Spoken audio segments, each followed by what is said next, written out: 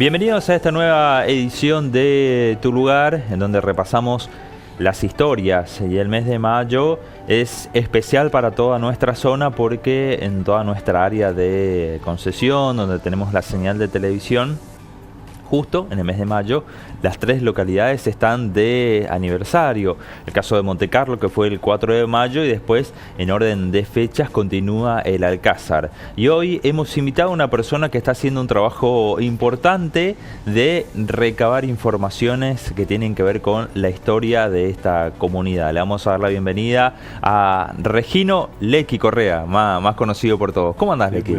Buen día, Cristian. Un gusto de venir a compartir contigo este espacio que ha generado, donde se dice cuenta la historia o las vivencias del lugar, ¿no es cierto? Es muy importante para la zona todo esto, volver a revivir y a mantener lo que es nuestro. Bueno, Lequi, ¿qué andas haciendo? ¿Estás escribiendo la historia del Alcázar? Sí, comencé, y seguramente ahora, después, cuando estoy un poquito más ya desocupado de la tarea, ya con otra actividad, seguramente le voy a ir dando la forma y haciendo un trabajo de primero trabajar con el origen, o sea, más que el origen, el trayecto de nuestra comunidad, de nuestra localidad, y bueno, y después ir trabajando también las instituciones que fueron parte de eso. Bueno, a ver, si uno se pone a pensar con respecto a la historia, siempre se busca una fecha para poder establecer como base. Ahí también hay una nebulosa de establecerlo. ¿Esta fue la fecha de fundación? Sí, como todos los pueblos por ahí se duda y el Alcázar no está ajeno a que se dude del origen, de la fecha. Claro. El Alcázar ya tenían por el 37, porque según se toma, en el año 78 se toma el interventor de ese entonces, don Jaime Coll, tomando los datos de la primer loteo, de primer compraventa de lotes, establece que las primeras boletas de compraventa dice 2 de mayo de 1939.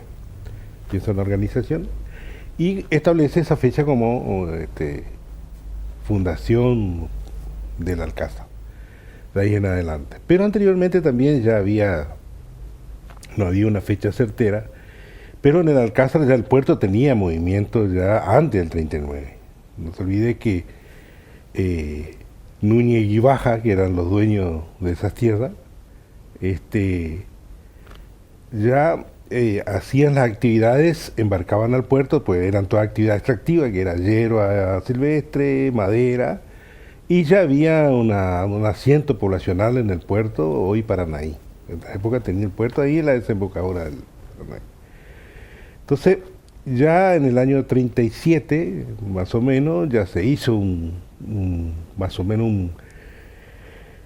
una actividad teniendo en cuenta, ya estableciendo esa fecha como fundación del Alcázar. Pero se hizo un 8 de diciembre del 37, tomando también como una fecha religiosa.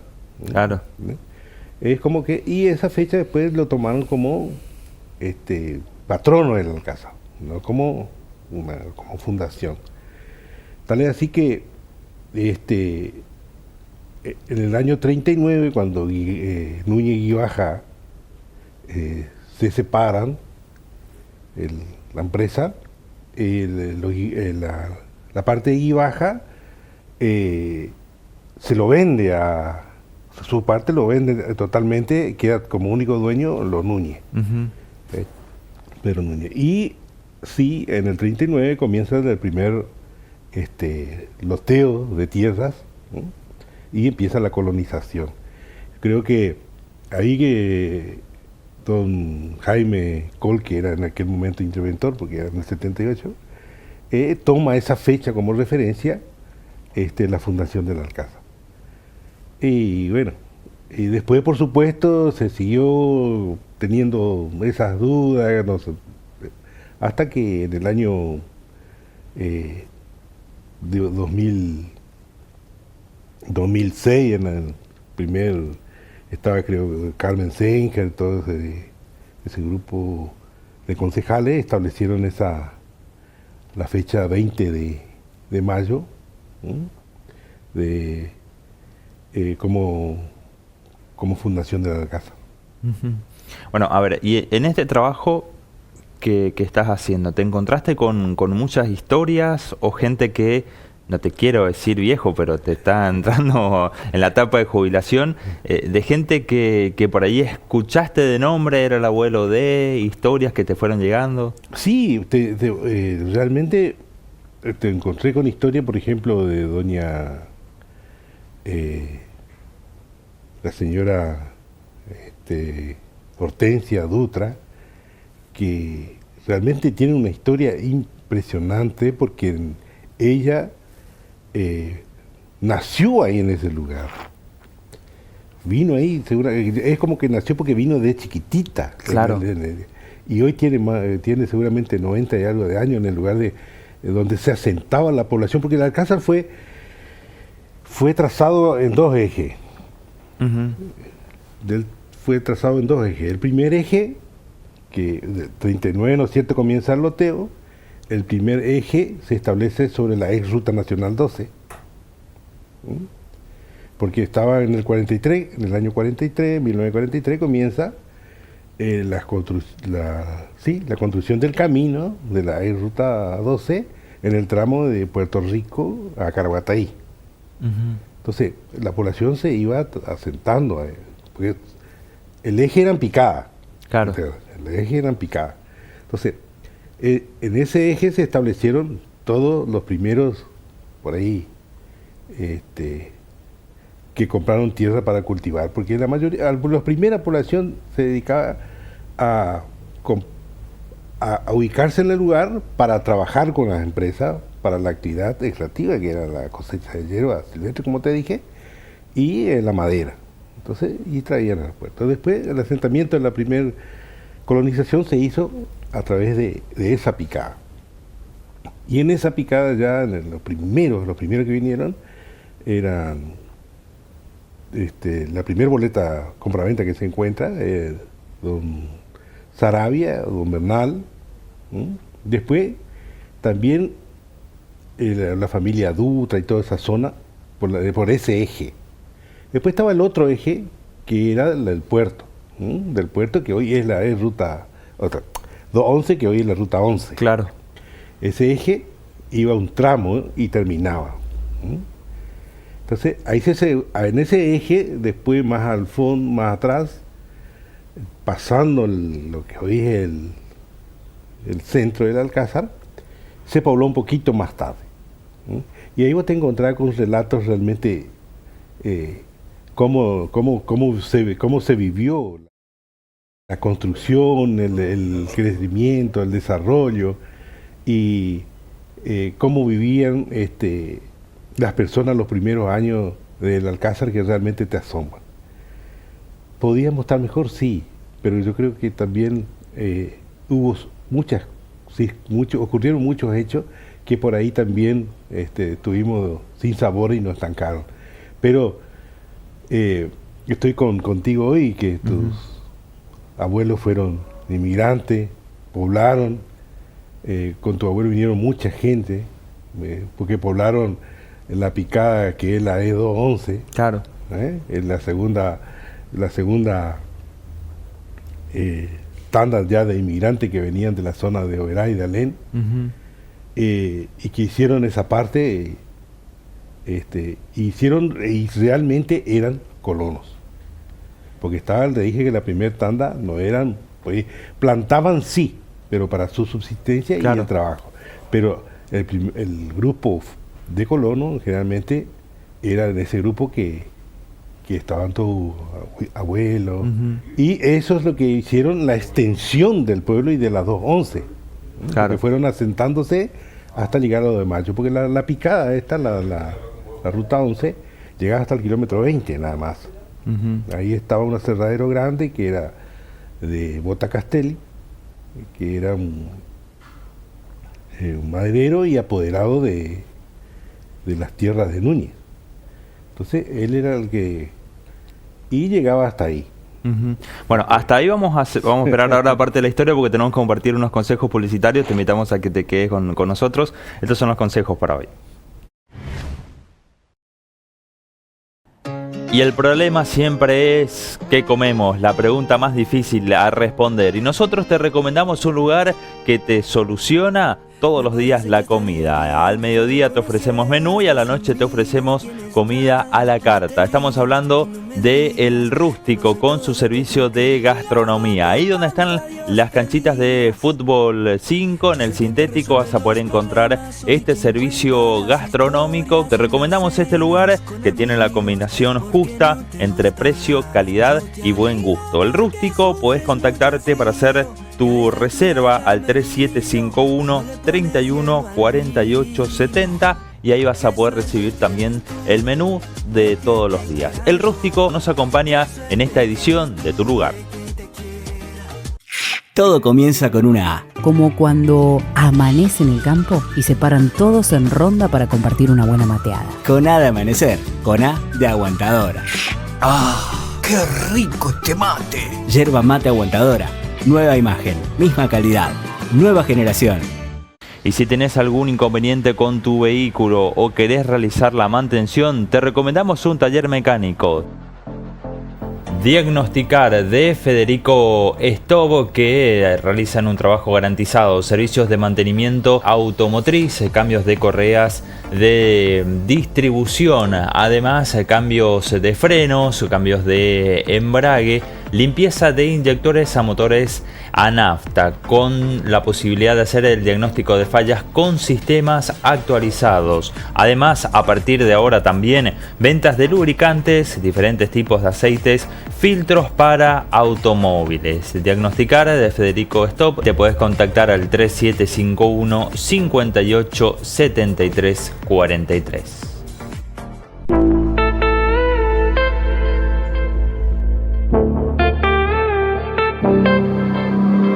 Passing every red light, I know I'm in over my head, a rebel and I don't hide. Remember all the words that you said, even if the love was hurting, I'll be... ¿Sentís la necesidad de renovar tu sonrisa? Podés consultar con el odontólogo Nicolás Strider al 3751 25 57 20. No esperes a que sea tarde. Recordá realizar tu control dental preventivo con el odontólogo Nicolás Strider. Atiende en la Avenida Libertador al 3200 y podés solicitar turnos al WhatsApp 3751 25 57 20.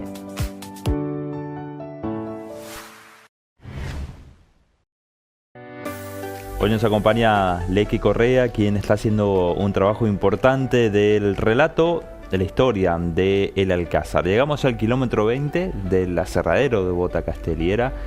¿Era un centro de actividad donde se generaba mano de obra? Sí. Tenían mano de obra y trabajaban ya la madera. Y por supuesto le quedaba... ya se marcaba ya trayéndole al puerto primero y después ya a través de las primeras rutas de camino de tierra, que eran toda aterrada, debían salir hasta la ruta ruta 12, y bueno, y ahí se comercializaba la madera. Y Bota Castelli hizo un trabajo importante porque extendió la zona. En el año 59 recién se continúa con el camino de ese trazado y se llega a 2 de mayo. Y ahí empieza de vuelta a colonizarse la zona del kilómetro 20 y toda esa zona. Entonces, estaba un establecimiento maderero ahí, y ahí con ello, como había un acento poblacional, en el kilómetro 20 ya hasta se hizo la escuela. Claro. Y empezó a sentarse ahí lo que hoy es uno de los poca parte de colonias que no queda en el Alcázar, porque está quedando poca parte de colonia. La mayor parte de Colonia lastimosamente hemos perdido, y el único centro que hoy se sostiene como sector de Colonia es el kilómetro 21 y algunas de otras partes que era a lo largo de la ruta 211, que lastimosamente hemos perdido eso. La población se ha ido, y por muchos factores.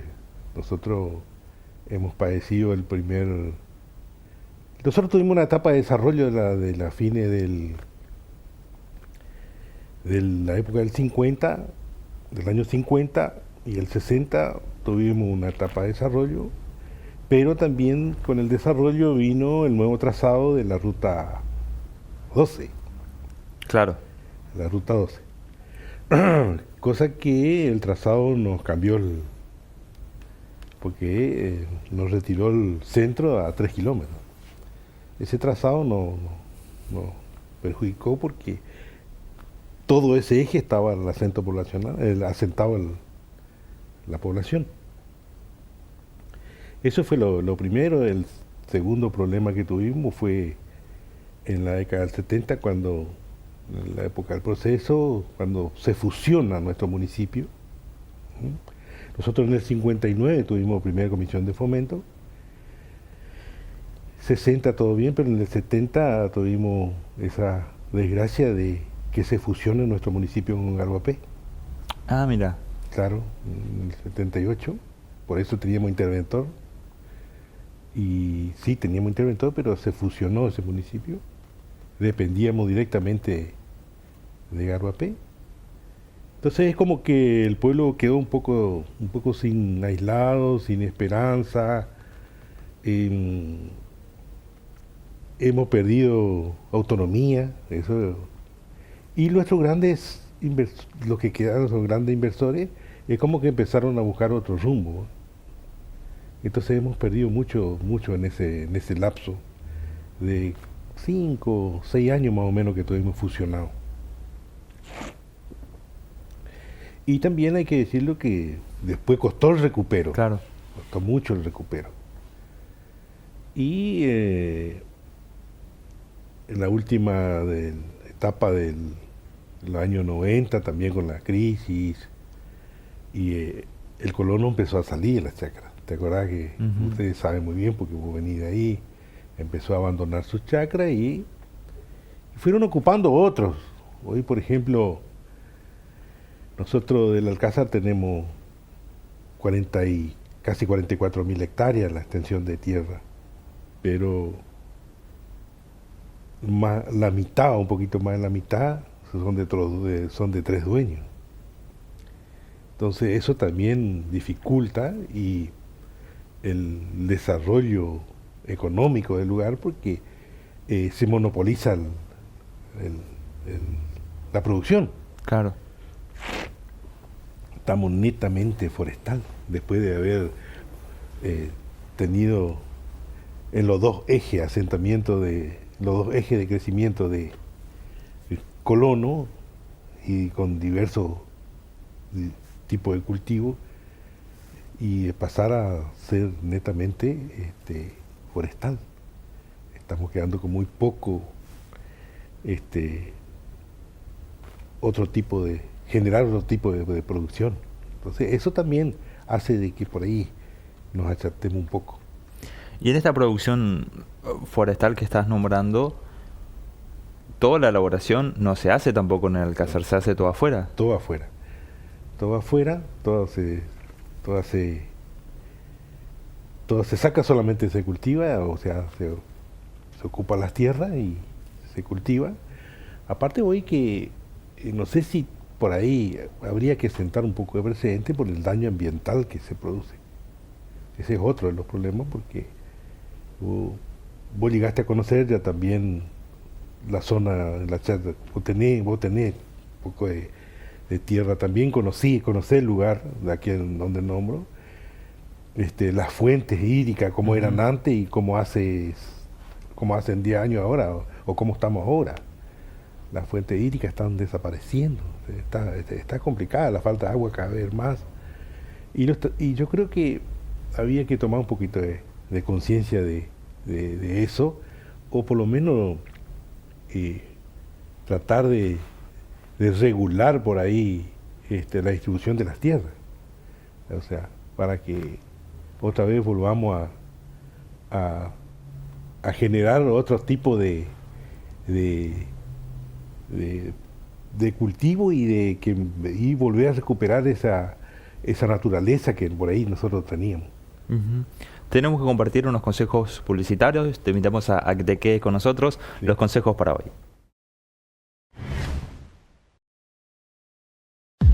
Estudio Contable, Oliveira y Oliveira. Amplia trayectoria en el mercado laboral. Contadora y licenciada en Administración, Graciela Oliveira, matrícula número 1912, brindando calidad en la prestación de servicios de asesoramiento contable, impositivo, laborales, liquidación de sueldos, auditorías. Estudio Contable, Oliveira y Oliveira. Ubicado en el lugar de siempre, calle Chile 111, esquina Vuelta de Obligado. Teléfonos 03751-480-307. Estudio Contable, Oliveira y Oliveira. Oliveira y Oliveira. Colorete, colorete, ropita linda para tu bebé. Colores vivos, suavecita al tacto, para bebés y niños al mejor precio.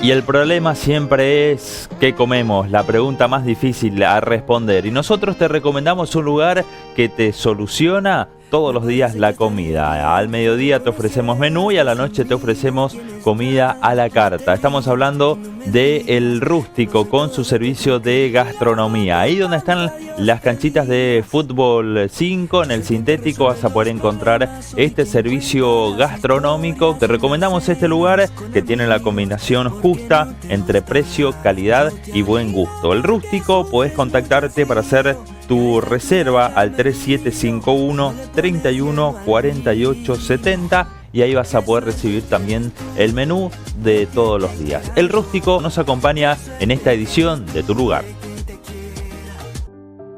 El Honorable Consejo Deliberante de Montecarlo está al servicio de la comunidad, trabajando de manera permanente para garantizar tus derechos y atender necesidades de los vecinos. ¿Necesitas asesoramiento? Contamos con la Oficina de Defensa del Consumidor, donde podrás recibir orientación y soporte en caso de reclamos o disputas con empresas o servicios. ¿Buscas información jurídica? Nuestro digesto jurídico está a tu disposición, ofreciéndote acceso a ordenanzas vigentes y herramientas para resolver tus consultas. Horario de atención. Lunes a viernes de 7 a 12 horas.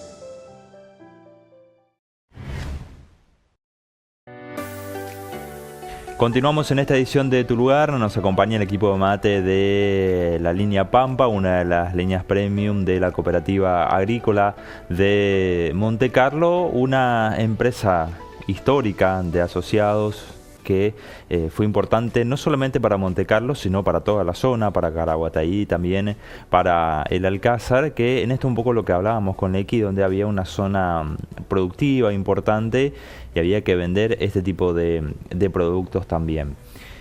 Lequi, si hoy te pones a recorrer, ¿podés llegar a ubicar dónde estaba el primer puerto del Alcázar?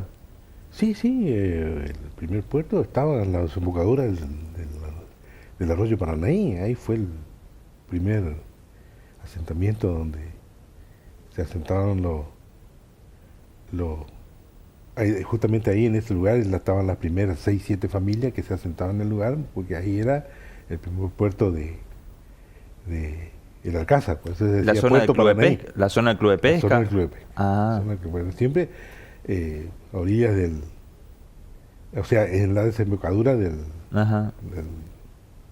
del arroyo.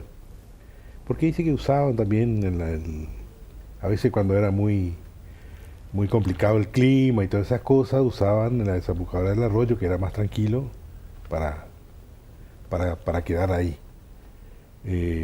Después surgieron otros puertos, como Puerto Frío, que está un poco más abajo, cerca del Culantrillo, que decimos nosotros, la desembocadura del Culantrillo. Ujú. Porque antes hablaban mucho de dónde desembocaban los arroyos, ¿eh? Claro.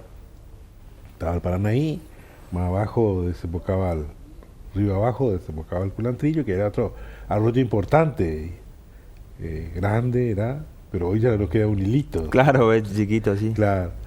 Y bueno, y ahí estaba también Puerto Frío, y ahí estaba, mal no recuerdo, pero según los datos me faltaba que hasta hace poco, y están todavía sus descendientes, que son don Gisel, que cuidaba ese lugar, que después sí se compró más chacra y se quedó en el lugar, porque la gente venía y quedaba a administrar los lugares.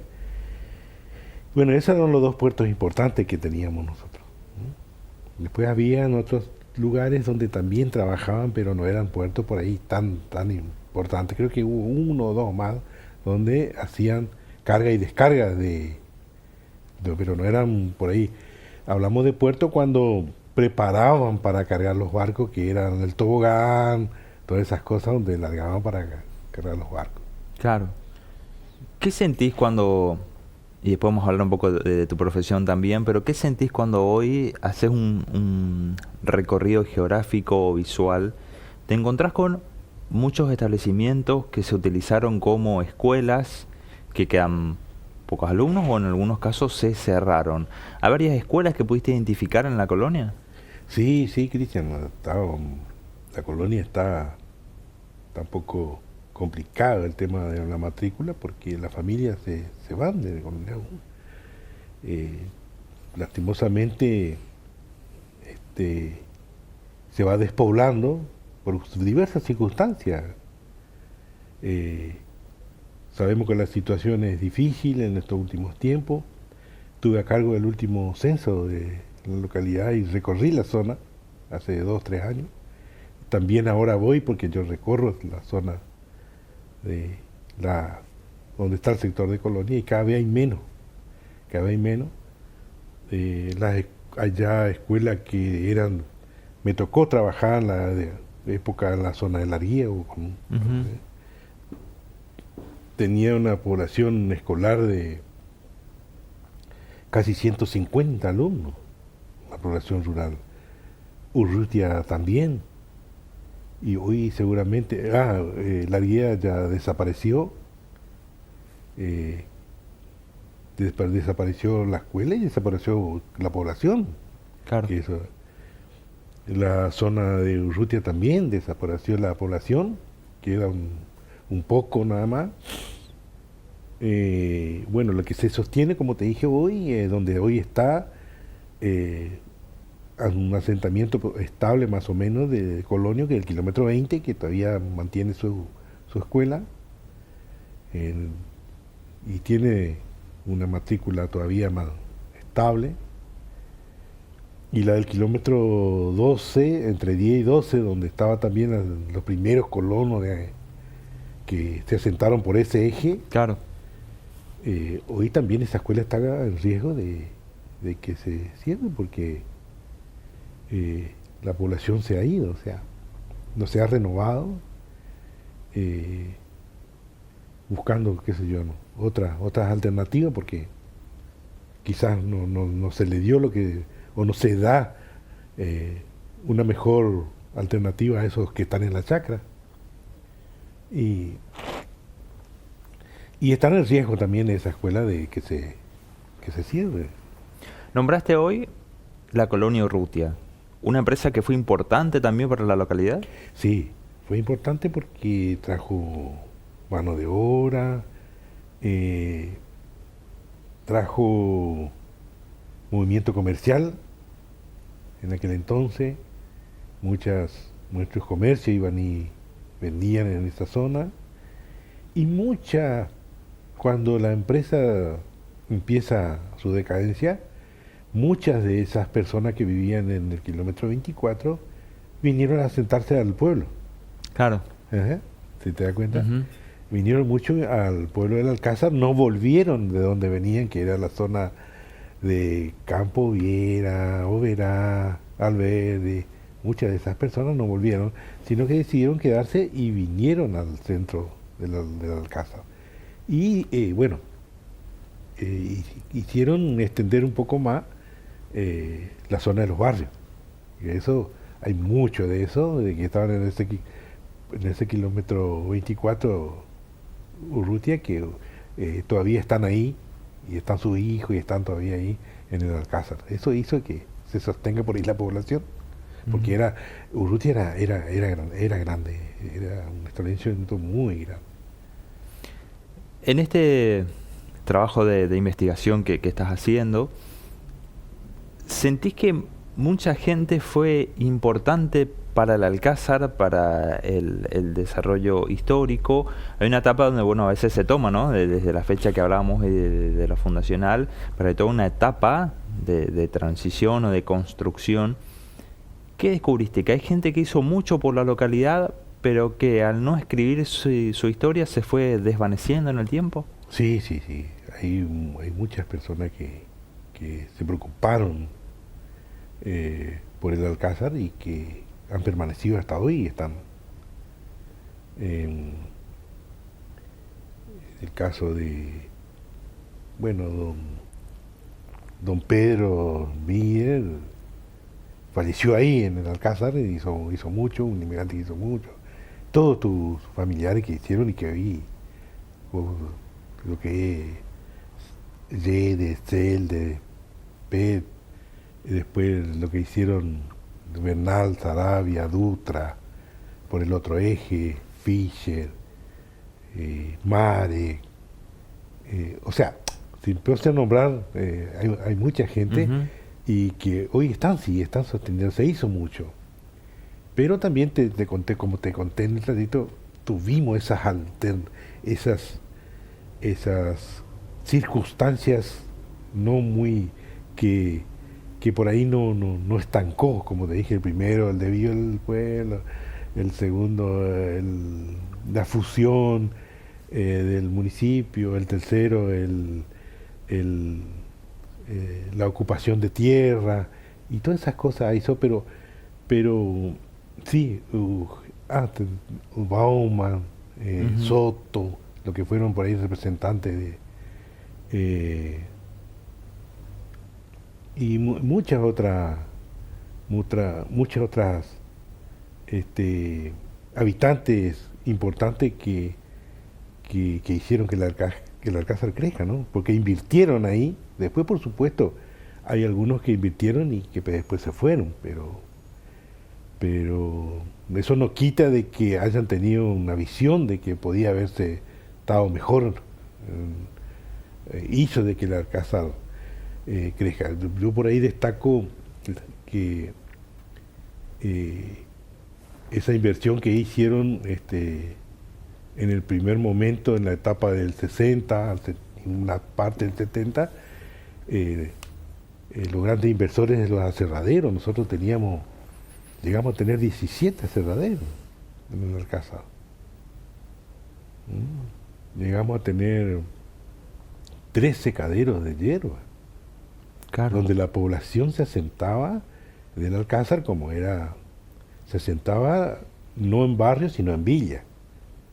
Teníamos la villa Krause, porque ahí estaba un secadero, teníamos la villa Schmieder, porque ahí estaba el otro secadero, y teníamos la villa Ratti, donde era ya en el kilómetro 12, yendo hacia la guía, el otro secadero. Debemos tener 3 secaderos. Todo con gente trabajando. Claro. Aparte los aserraderos. Creo que por ahí también nos faltó una política de sostener el crecimiento y generar por ahí otras cosas que se podía sostener industria o derivado de esa industria. Hoy si hacemos una comparación, ¿qué queda? 4 o 5 aserraderos con suerte. Con suerte. Y secadero no hay más ninguno. Y como te dije hoy, estamos en alguna parte de Colonia donde trabajan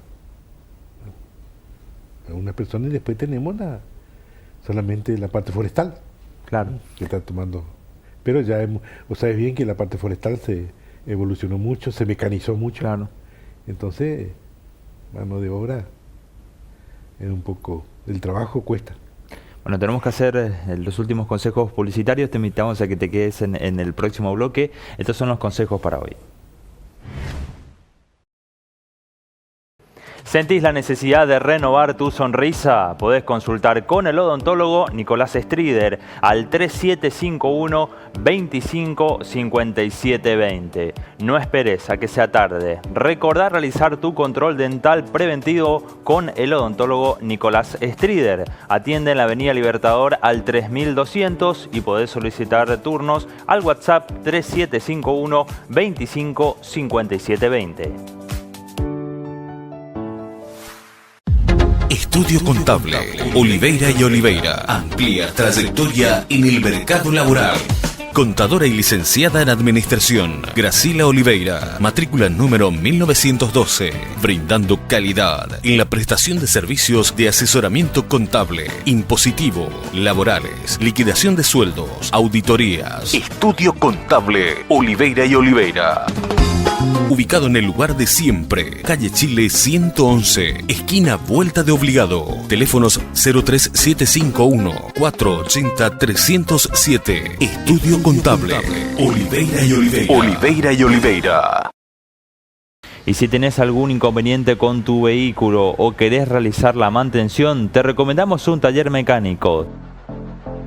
Diagnosticar de Federico Stobo, que realizan un trabajo garantizado, servicios de mantenimiento automotriz, cambios de correas de distribución, además cambios de frenos, cambios de embrague, limpieza de inyectores a motores a nafta, con la posibilidad de hacer el diagnóstico de fallas con sistemas actualizados. Además, a partir de ahora también ventas de lubricantes, diferentes tipos de aceites, filtros para automóviles. Diagnosticar de Federico Stop, te puedes contactar al 3751 58 73 43. Todo comienza con una A. Como el alegrón que le das a tus viejos cuando caes de sorpresa a compartir unos buenos mates a la tarde. Con A de alegría, con A de aguantadora.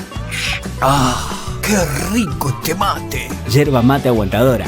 Nueva imagen, misma calidad, nueva generación.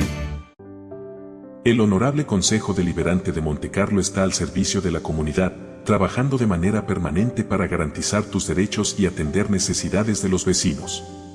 ¿Necesitas asesoramiento? Contamos con la Oficina de Defensa del Consumidor, donde podrás recibir orientación y soporte en caso de reclamos o disputas con empresas o servicios. ¿Buscas información jurídica?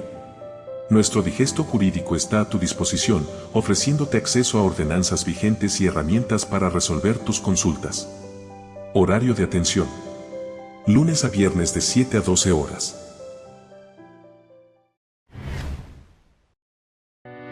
Continuamos en esta edición de Tu Lugar. Estuvimos hablando de la historia del Alcázar, pero una comunidad tiene su historia y cada familia va construyendo su historia. ¿Cómo es el caso de la historia de tu familia? Mi familia. Sí, mi familia, bueno, yo soy nacido en el Alcázar. Mi familia llegó aproximadamente en el año 53 al Alcázar. Mi mamá, Margarita Acuña, es paraguaya ya, era paraguaya. Mi papá, sí, argentino. Vivieron primero tiempo en esta zona de Montecarlo, después Caraguataí, y bueno, como se empezó a poblar el Alcázar, fueron a trabajar, trabajaban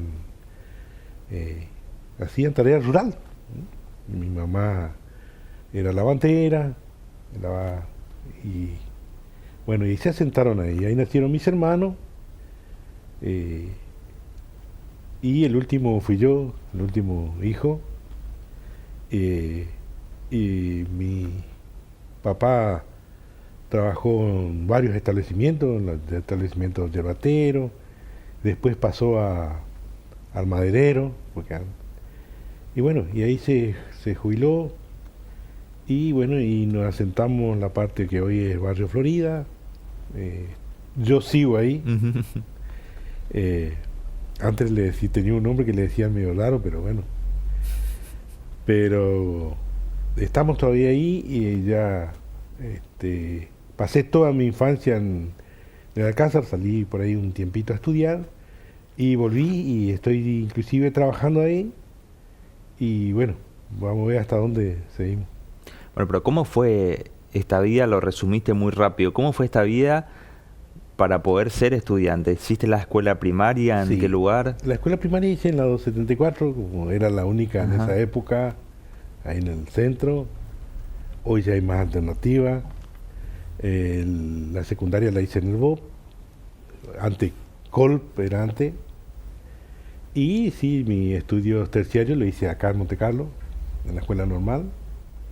Bueno, y ahí volví al Alcázar a trabajar. Tuve la suerte de trabajar en mi pueblo, que eso también es importante. Pero ¿cómo fue este estudio de la secundaria? ¿Fue un esfuerzo importante para tus padres? ¿Tuviste que trabajar al mismo tiempo? Sí, trabajaba al mismo tiempo. O sea, estudiar era un privilegio antes. Hoy yo siempre le digo a los chicos, no era fácil estudiar, era un privilegio. Los que podían estudiar, hoy tienen todas las oportunidades para estudiar. Le digo, aprovechen. Porque antes era difícil, hoy ya está bastante hecho, ya podía estudiar. No, nosotros no. De mi familia, el único que pudo estudiar fui yo. O sea, los otros tenían estudios, pero primarios. Yo por ahí terminé el terciario y empecé a ejercer. Pero de mi familia, el que pudo culminar por ahí un estudio, quizás no porque no hayan querido, sino las oportunidades eran distintas. No teníamos por ahí una visión en aquel momento de lo que significaba estudiar. Y en cambio yo sí, como ya soy un poquito más al último, ya tenía otra mirada. Pero teníamos que sí trabajar. Mi papá a los 12 años ya nos llevaba al aserradero, claro, a trabajar y estudiar. O sea, antes se permitía, ¿no? Antes se permitía. Y estudié de docente también trabajando.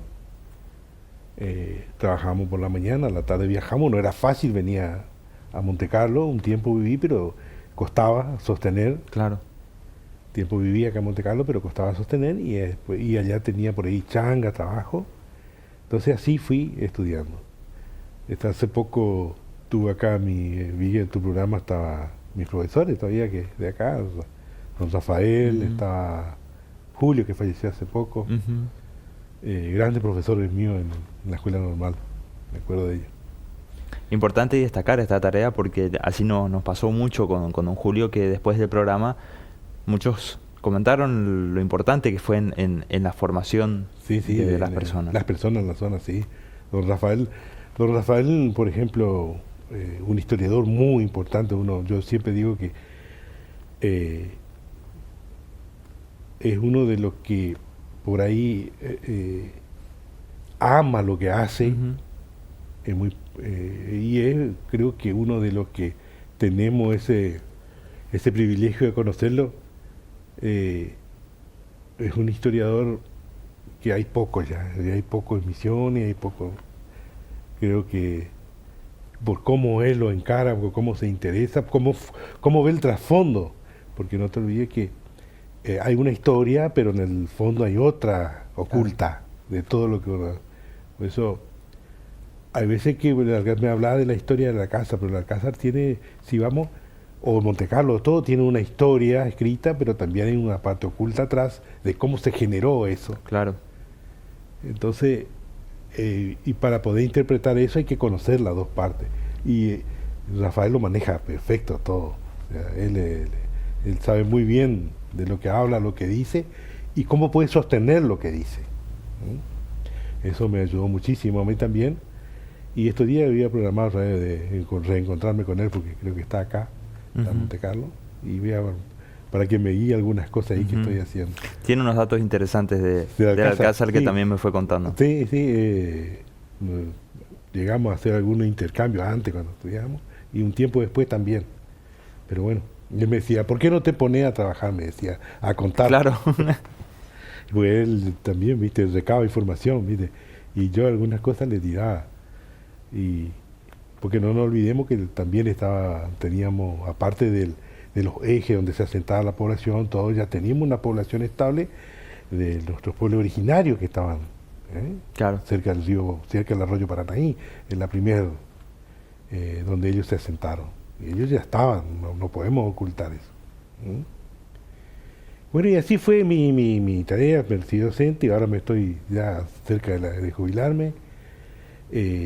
Participé en muchas actividades sociales, traté a lo largo de mi carrera de ser útil a mi comunidad, aparte de mi trabajo, ¿no es cierto? Trabajándole con la comunidad siempre. Porque si habrá personas que... Yo quiero mucho a mi pueblo y trato de incentivar principalmente a esos jóvenes que se preocupen por mejorar su sociedad, porque si mejoramos, empezamos a mejorar el grupo, vamos a mejorar todo. Entonces ese es lo que yo le digo, cuando estamos bien vamos a estar bien todos, ahora cuando andamos mal vamos a andar mal todos. Amo también lo que hago en la parte educativa, porque ese es lo mío. Y bueno. ¿Te está costando jubilarte? No tanto, o sea, sí me costó porque como todos tenemos nuestra... me está costando, sí. Más porque la tarea que emprendí siempre a veces queda algo pendiente.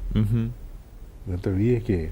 Entonces uno a veces quiere terminar y en el camino surge algunas cositas y uno quiere seguir. Entonces eso es lo que cuesta, desprenderse de decir, hasta acá. Pero siempre por ahí a veces aparecen cosas pendientes y uno quiere realizar. Entonces por ahí nomás que me está costando, pero ya estoy en condiciones de jubilarme y yo calculo que sí, que este año ya va a ser. También mi señora que me acompaña se va a jubilar, vamos a tratar de jubilarnos juntos, así que, bueno, pero no voy a dejar de seguir trabajando y haciendo, colaborando en lo que sea, en la parte que a mí me compete, que es la parte educativa, formativa, trabajar con las instituciones, eso es para mí fundamental, es fundamental, o sea que creo que las personas no pueden dejar de hacer cosas, de generar, y de colaborar, sobre todo ser solidario donde se necesite. En esta etapa donde estás tramitando la jubilación y cuando viene alguien y te saluda, aquel que fue tu alumno pero que hoy ya tiene familia, que tiene hijos, ¿qué sentís? ¿Lo seguís viendo como aquel alumnito? ¿Pasa rápido el tiempo? Es increíble. Yo trabajo con mis alumnos, que fueron mis alumnos, o sea, claro, trabajo con ellos y para mí una alegría, me da una alegría de que algunos no se dedicaron a la docencia, pero también ya están en otro trabajo, vienen, me saludan, porque yo siempre fui el X, claro, nunca ni director, ni maestro, o sea, a mí siempre... la confianza que generé en ellos, en las personas, es que, primero de todo, el X. O sea, a mí me conocen desde el más chiquito hasta el más grande, el X. Pero esa gratificación de poder compartir cosas y de que vengan y que te digan, X, o se pregunten algo, o te digan, X, fuiste... no hay forma de devolver eso. O sea, es algo muy sentimental que uno... se siente tan bien de haber sido parte de esa persona en su formación. Haciendo un análisis de todo lo que has pasado en tu formación como ser humano, en la formación de la familia, en lo profesional, en esta etapa donde fuiste investigando, porque también creo que aquel que es historiador y aquel que le gusta no dice, bueno, a partir de ahora empiezo a investigar, sino que le va encendiendo esa llamita de tomando algunos datos, de querer conocer y haciendo un análisis de todo lo que viviste, viendo qué es lo que pasó en nuestro pueblo. ¿Qué pensás o qué crees que se puede hacer para cambiar la realidad, o qué es lo que te gustaría hacer? Para cambiar la realidad en general. De nuestro pueblo, del Alcázar. Sí, no. Hay que replantearse, hay que volver a replantearse, ubicarnos nuevamente, fortalecer las instituciones y de ahí trabajar. Debemos replantearnos la parte económica, social. Es tan difícil todo juntarse, vos sabés muy bien. ¿Qué intereses tenemos? Conocer los intereses.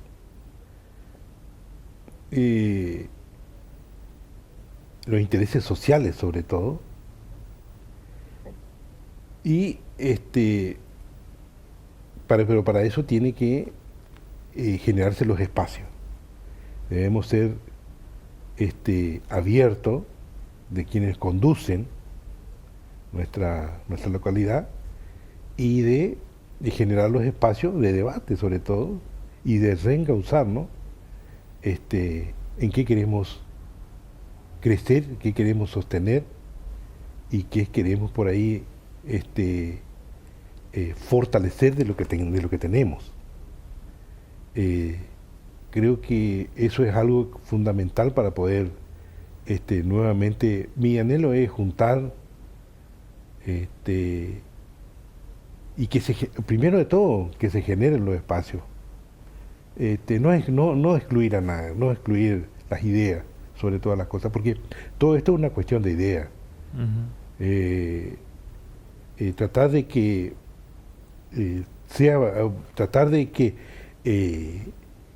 prepararle o hacer tomar conciencia de que debemos juntarnos para poder mejorar de las condiciones que estamos. No podemos estar aislados, separados, desechar las ideas. Creo que debemos juntarnos, generar ese espacio primero de todo, de quienes conducen, ser abierto, no mezquino, porque esto no mezquino no lleva nada a ningún lugar. Y por ahí decir qué queremos. A lo de antes no vamos a volver más. Tuvimos una época muy buena, tuvimos también tiempos malos, pero creo que nosotros por ahí en el Alcázar tenemos que juntarnos y replantearnos, generar los espacios y buscar nuevas alternativas acorde a la realidad económica y social actual. Eso tenemos que buscar. Hoy ya no hay más el secadero, hoy ya no hay más el aserradero, hoy ya no hay más la tarea rural, cuesta un poco, pero nunca se va a terminar de hacer algunas cosas, pero también tenemos que buscar también avisorar a través del debate de buscar un tiempo, o sea, mirar más para adelante de qué nos puede. Estamos estratégicamente bien ubicados, El Alcázar está bien ubicado, estamos uniendo dos rutas nacionales, estamos en el centro de la provincia, hay muchas otras cosas que se pueden fortalecer para que nosotros podamos otra vez despegar del todo con un crecimiento sostenido. Sabemos que el turismo ha crecido en el Alcázar, porque si bien hemos perdido por ahí algunos aspectos en la parte de la agricultura, otras cosas, pero el Alcázar por ahí en algunas cosas también han crecido. No te olvides que no teníamos, hoy tenemos por la parte turística inversores, tenemos también algunas cosas que, otros tipos de inversiones como por ahí acentuar el crecimiento en el camino de paso, y todas esas cosas que por ahí habría que analizar y ver qué es lo que nos va a llevar a despegar en los tiempos más adelante. Lequi, muchas gracias por haber venido a contarnos la historia del Alcázar, tu historia y esta mirada que tenés para el crecimiento. No, gracias a vos, Cristian. Realmente contamos cuando vos me necesites, yo estoy dispuesto. Quedó muchas cosas por todavía contar. Pero bueno, muy agradecido contigo. Este espacio que vos generaste, seguramente con la compañía de muchos, porque uno nunca hace las cosas solo. Es muy importante para poder venir a revalorar sobre todo lo que somos. Gracias. Hasta acá llegamos con el programa de hoy. Muchas gracias por habernos acompañado y nos encontramos en una próxima edición.